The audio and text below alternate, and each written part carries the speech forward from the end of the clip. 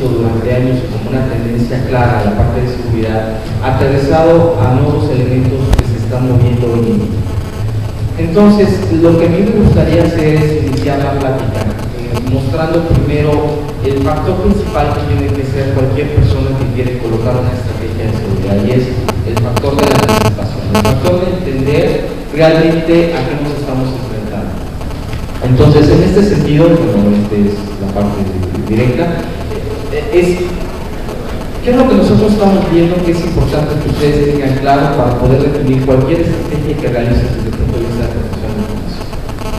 Y el primer elemento que sale a colación es entender cuál es el papel que tiene hoy Argentina dentro del proceso de generación de código malicioso, de cuestiones que están relacionadas con malware, hacia el mismo bloque con lo que tiene mayor convivencia, que puede ser América Latina o el mundo.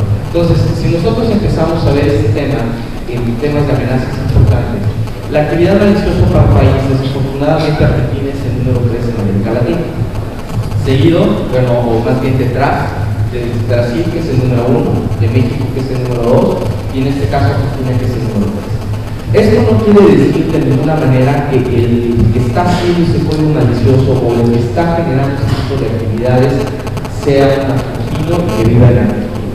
Puede ser un argentino y no necesariamente sea argentino.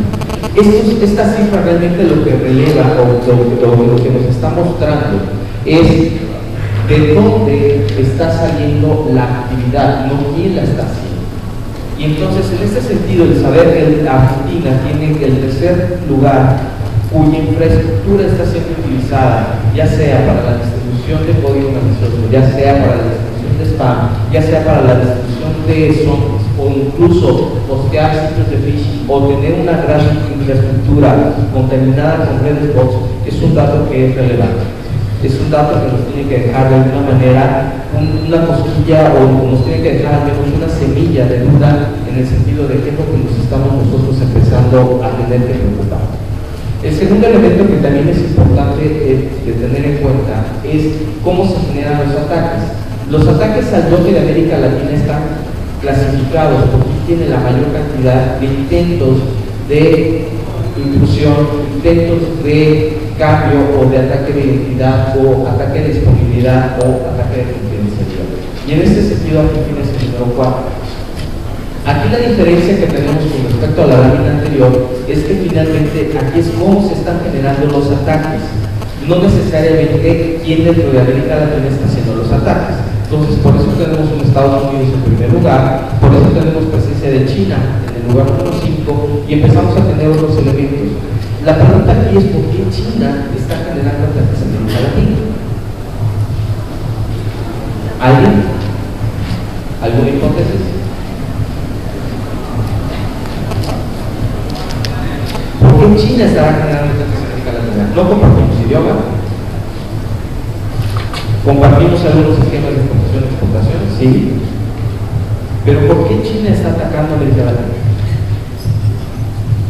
La razón que nosotros vemos detrás de este ataque es que la infraestructura está siendo utilizada como un puente para generar ataques al mismo China o al bloque oriental. Entonces, es más fácil ubicar alguna infraestructura que se encuentre débil, que tenga algunos elementos cojos que puedan ser utilizados para distribución de ataques. Es decir, nos están usando de puente. Nos están usando de un puente para poder realizar actividades que no necesariamente van a impactar a América Latina, que pueden impactar a cualquier otro lado del mundo, pero lo están usando. Entonces, esa es una de las razones principales por las que China está aquí. Ahora, España, obviamente España tiene otras razones. España tiene un tema de lenguaje común que compartimos que es interesante. El otro elemento tiene que ver con las redes bot. ¿Por qué las redes bot son importantes en cuanto al tema de la edición? Hoy por hoy nos hemos encontrado con que hay cada vez una mayor cantidad de generación de herramientas que son herramientas automatizadas, los famosos toolkits, los MPAs. Estos toolkits lo que nos van a permitir es que no importando cuál es tu nivel de experiencia, yo puedo ir a un sitio de economía clandestina, hacer la adquisición de esa herramienta, instalarla y comenzarla a explotar sin ningún tipo de problema. Ahora, el costo de estos toolkits se eleva acorde a cuánta cantidad o cuántos elementos voy a tener asociados a boots están siendo distribuidos. Es decir, si yo tengo un toolkit que al mismo tiempo tiene una gran cantidad de máquinas bot infectadas, el costo que voy a tener es mucho más grande. Entonces, cuando estamos hablando de este tema de redes bot, imagínense, estamos hablando que Argentina es el segundo país con la mayor cantidad de redes bot registradas en América Latina. Entonces, en ese sentido, para nosotros es un tema de preocupación, porque eso implica que la infraestructura, si bien ustedes están buscando como proyecto país implementar e incrementar la cantidad de dispositivos de cómputo que estén conectados a la red, también hay una mayor cantidad de afectación que esta puede estar sufriendo. Y hay una relación directa que no es nueva, que dice que mientras mayor cantidad o mayor facilidad de acceso a los medios electrónicos se tenga, mayor cantidad de afectación en este tipo de ataques es la que vamos nosotros a tener. ¿Por qué? Porque la mayor cantidad o la mayor facilidad que tengamos para poner un mecanismo de medios electrónicos o de medios informáticos a la población no necesariamente va a colocar medidas de protección alrededor de ese medio informático. No necesariamente cuentan con las mejores prácticas de acceso de ese medio electrónico. Por lo tanto, la relación que existe, hay un incremento inmediato en cuanto a cuán fácil es adquirir la tecnología, en cuanto a cuán es tan fácil es que tengamos un impacto desde el punto de vista de tecnología. Entonces, esta cifra que tenemos aquí de redes bots por la parte de Argentina es muy importante que la tengamos en cuenta y que la sigamos manteniendo. Y finalmente, el otro tema tiene que ver con el spam. El spam, si bien todos sabemos qué es,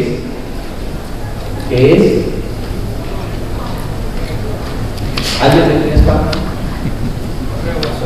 Correo basura, correo no deseado, ¿no? Entonces creo que por ese lado todos tenemos claridad de cómo definimos el spam. El problema que no hay claridad muchas veces es a qué le llamamos un correo basura y a qué le llamamos un correo no deseado. Alguien puede no desear un correo, pero finalmente otro sí lo puede desear. Y ahí es donde empezamos a tener una situación de conflicto. Y esa situación de conflicto implica que las técnicas de ingeniería social se están sofisticando para que el spam no parezca spam. Vivimos un problema de crisis económica. Dentro de este esquema de crisis económica, muchos periodos son peores. Si de pronto ustedes recibieran un correo electrónico de una empresa ofreciendo trabajos o ofreciendo subir su currículum a la línea en web, seguro será un correo deseado. Y entonces en automático muchas de nuestras defensas que hemos estado publicando desde el punto de vista de concientización para que no hagamos esos correos no deseados o esos correos basura se rompen con una situación de entorno social, una situación de entorno en la vida real. Entonces, el spam sigue siendo por mucho uno de los principales vectores de distribución de estos esquemas de amenazas de códigos maliciosos, de distribución de bots, de esquemas que nos van a direccionar al sistema de phishing. En ese sentido, Argentina es el lugar número 3 en la cantidad de distribución de spam en el bloque de América Latina. Entonces, si vamos sumando los diferentes valores que hemos visto a lo largo de estos pequeños 4 slides, no podemos hablar de que no hay un tema de preocupación básico actual en el tema de infraestructura que estamos viviendo. Hay un tema real. No sé si ustedes recuerdan un toolkit llamado Zeus. ¿Alguien no escuchó hablar de Zeus? Todos hablamos de que estamos hablando con Zeus, ¿verdad? Zeus hizo una combinación muy interesante. Zeus distribuía a través de spam el mensaje para poder ayudar a direccionar a esos sitios que estaban contaminados en esquemas de envenenamiento de páginas web que a su vez distribuían pequeños bots. Estos bots, una vez que estaban distribuidos, empezaban a tener un ataque de confidencialidad enfocado al sistema financiero. El sistema financiero en el cual hicieron distribución. En tan solo 18 semanas, que son 2 meses, Zeus recabó más de 98 millones de dólares. Se metió en las redes de economía clandestina el toolkit de Zeus en hasta $8,000. El precio promedio, obviamente vendiéndoles que explotaba Zeus, estuvo alrededor de los $4,000. Entonces, estamos viendo también ya una transformación de lo que se está buscando dentro de este punto de economía clandestina, dentro de este tema de generación de códigos maliciosos, es un beneficio cuyo resultado es económico. Ya no es aquel típico estudiante o aquel típico geek encerrado en un sótano haciendo líneas y líneas de código y tratando de hacer una exportación en este sentido. Ok, ahora, este es el panorama que nosotros vivimos, es un tema de phishing. El tema del phishing relacionado con la parte de CERUS nos dice que el phishing sigue creciendo de manera exponencial. Este cambio hacia un tema de obtener recursos económicos de manera directa hace que, por estadísticas, uno de cada 216 correos, no solo de spam, de correos, en términos promedio, es un correo que contiene un direccionamiento hacia un sitio de phishing. Uno de cada 216.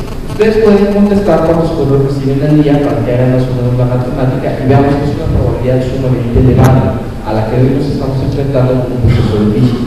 El problema que tiene el phishing es que muchas veces no vamos a tener una infraestructura que nosotros tengamos control sobre de ella para poder garantizar que el sitio se encuentra libre de cualquier tipo de código malicioso.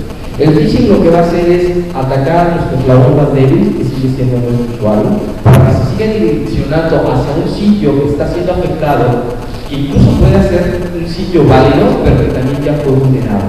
Es decir, hoy cuando ustedes se encuentran un tema de envenenamiento de páginas web, el problema no es que entre a un sitio web, le cambien algo de la programación y le monten un código malicioso a ese sitio web para que la persona que navegue a través de esa página se contamine.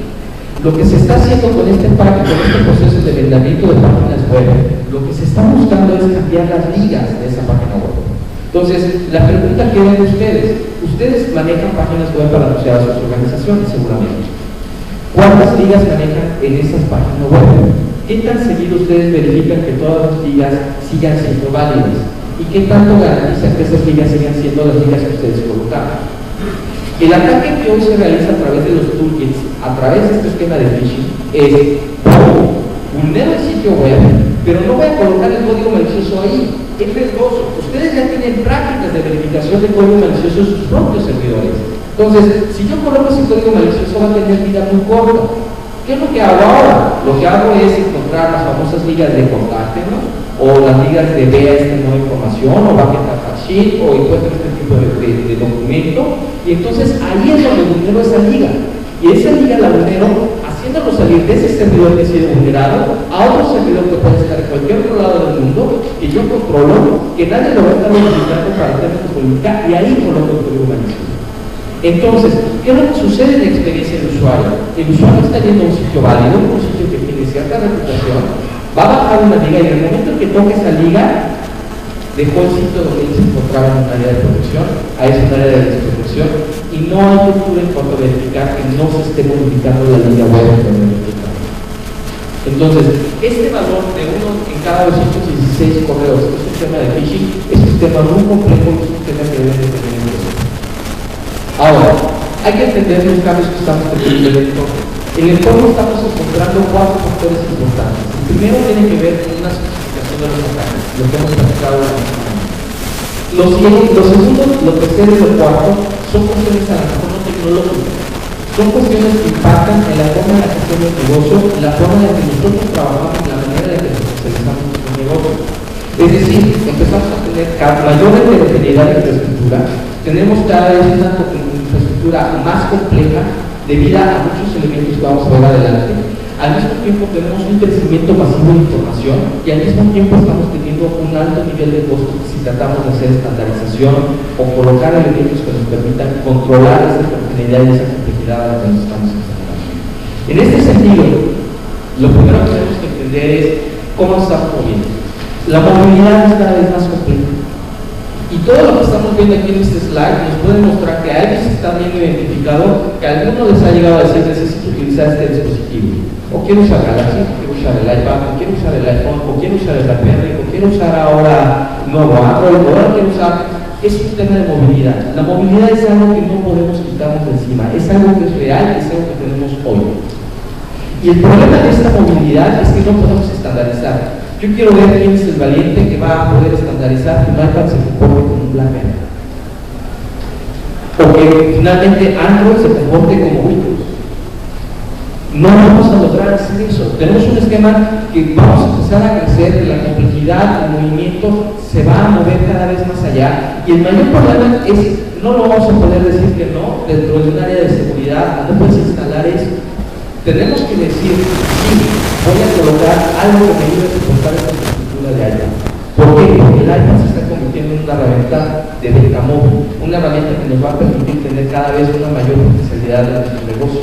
Estamos hablando de que el hacer trabajo con estos packs o con estas handhelds sigue siendo un tema de negocio, no sigue siendo un tema nada más de gadgetero.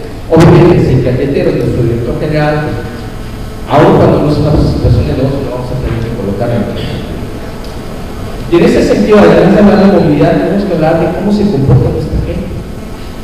¿Quiénes de ustedes, honestamente, levanten la mano, quiénes tienen políticas o están pensando generar políticas relacionadas con redes sociales? Ok, menos del 5% de la audiencia. Ahora, ¿quiénes de ustedes, sinceramente, tienen cuenta en Facebook? High five, tuitean. Ok, todas las anteriores, ninguna de las anteriores.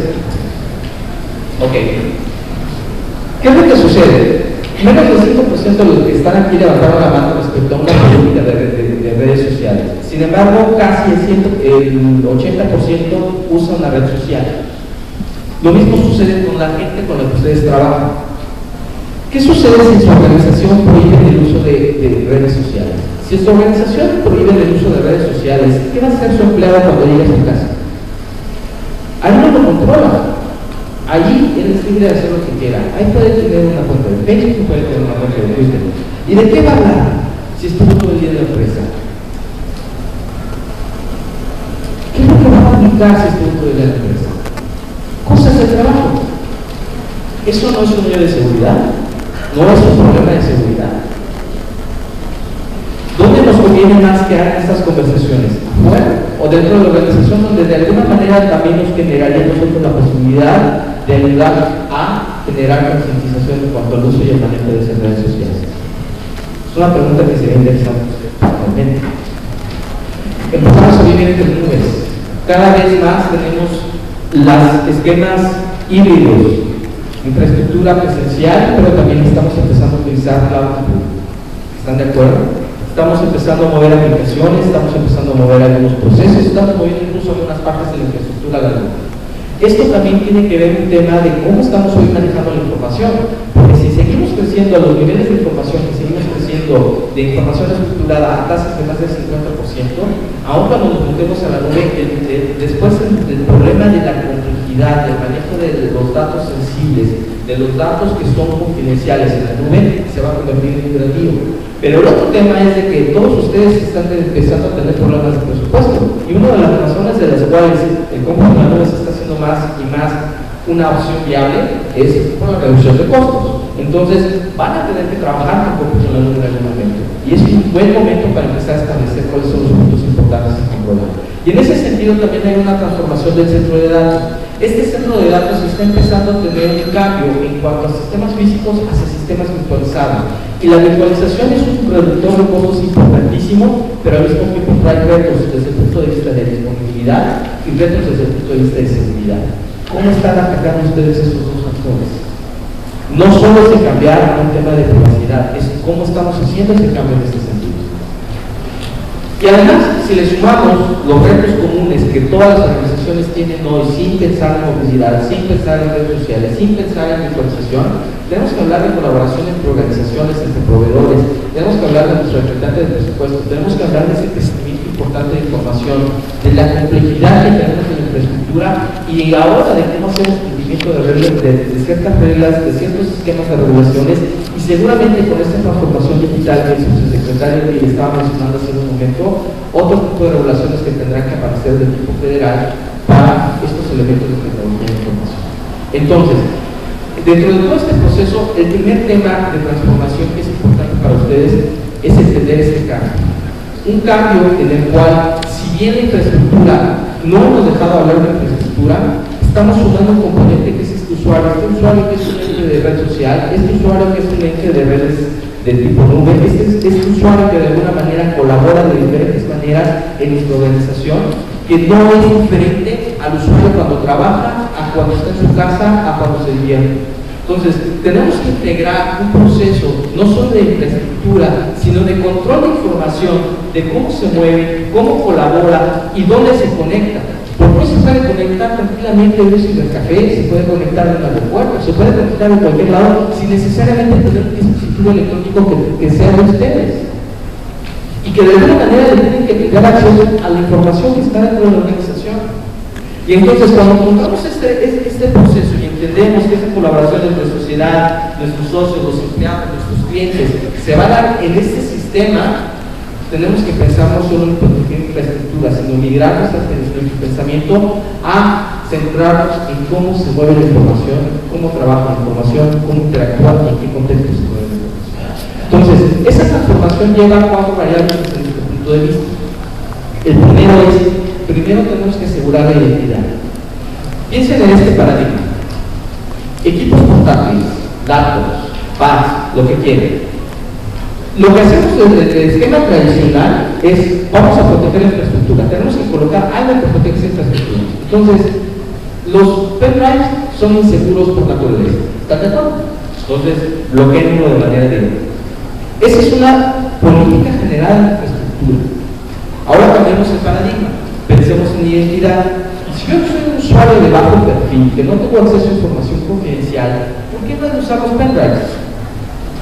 Puedo intercambiar información, puedo mandar. Claro, tengo que asegurarme que el pendrive esté limpio. Es un tema tradicional, si lo quieren ver así. Pero estamos hablando de un acceso de perfil bajo. Ahora, ¿qué pasa si mi perfil es un perfil alto? Ese mismo dispositivo no debe de permitirme hacer el intercambio de información a través de pendrives porque es inseguro. Pero aquí, el mismo dispositivo puede tener o puede ser usado por más de una persona. Entonces, si ese dispositivo puede ser usado más de una persona, es primero, y el primer paso es cómo aseguro quién eres, y bajo ese esquema de quién eres, cuáles son tus niveles de riesgo, y esos niveles de riesgo, entonces sí, cómo los aplico desde un punto de vista de protección de infraestructura. Entonces, el primer paradigma es cómo trabajo la información, cómo entiendo la información de nuestros usuarios para que después coloque la protección en la infraestructura. Que puede ser una infraestructura o un tema de protección heterogéneo, no puede ser un tema estandarizado de protección. Después, tenemos que hablar de la protección de la información. Si bien ya saben que yo soy la persona que debe tener acceso a esa información, si bien ya saben que el dispositivo se va a comportar a las necesidades que yo tengo, ahora, ya que tengo acceso a esa información, ¿qué hago con la información?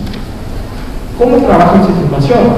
El 60% de la fuga de información de propiedad intelectual en una organización será accidental. Es decir, no es por alguien que ya tiene acceso o que buscó un acceso a través de técnicas de hackerismo o de activismo o de códigos maliciosos, lo da por accidente.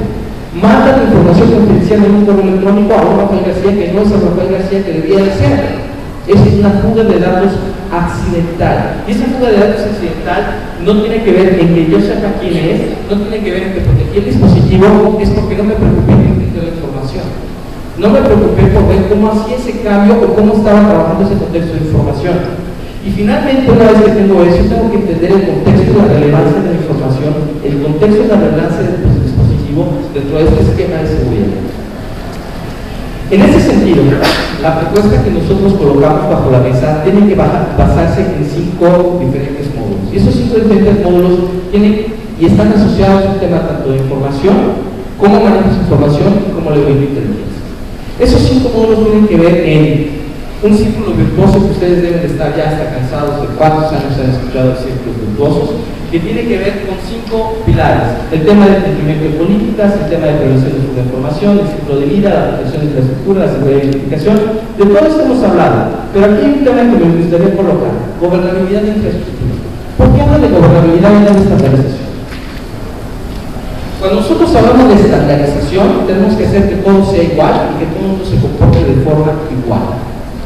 Si estamos hablando de heterogeneidad, estamos hablando de complejidad, estamos hablando de los diferentes elementos que nos va a traer redes sociales, cómputo en la nube, dispositivos, movilidad, no lo puede estandarizar. Sería iluso tratar de estandarizar algo que no es estandarizado. Y al mismo tiempo, si trato de formar o de forjar todo este proceso, este círculo virtuoso, en base a una sola estandarización, en automático me voy a meter en un grave problema. ¿Por qué? porque o tengo que decir que no coloque cierta tecnología, o no nos vayamos a la nube, o no hagamos redes sociales, porque entonces estaríamos hablando de proceso. La gobernabilidad lo que busca es, no quiero darle salida a estandarizar todo, lo que quiero hablar de gobernabilidad es, ¿cómo hago hoy de que toda mi infraestructura la tenga bajo control, no importando cuán difícil sea mi proceso, ya sea heterogéneo, o ya sea complejo, o ya sea aquello que yo estoy instalando? En este sentido, cuando empezamos a entender este paradigma, lo primero que tenemos que hacer es, ok, ya no voy a hablar de estandarización, tengo que hablar de cómo voy a gobernar mi infraestructura. Y en la medida en la que puedo gobernar mi infraestructura, le voy a dar las herramientas que necesito, tanto a la autenticación, a la protección, y después rompo una línea, aquí debería haber una pequeña línea, porque rompo la barrera física y me voy a la barrera virtual. La barrera virtual es ahora, ¿qué hago con esa información? ¿Hacia dónde va? ¿Cómo va? ¿En qué contexto? ¿Cómo trabaja? ¿Con quién está? Y entonces sí, pues, con estos dos elementos, hablar de un tema, de una estructura completa de protección de información, de protección de activos.